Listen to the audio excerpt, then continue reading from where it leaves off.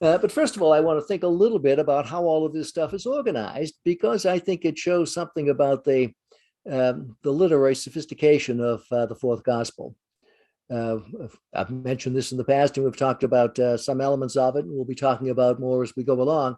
But I think we can see in these chapters in particular an organization of the text into diptychs, into sets of two that complement one another in some way or other.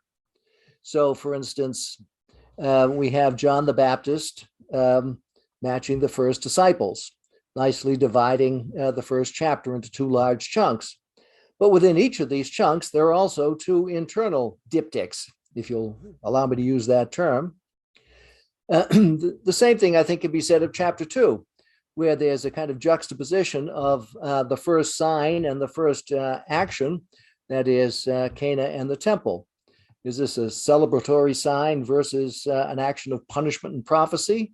What's the balance? What's the juxtaposition that's going on there?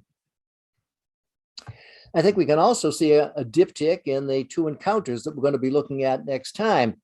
Nicodemus, who's a male, and the Samaritan woman, who's a woman, inside the Jewish world and slightly outside the Jewish world, within the Samaritan realm.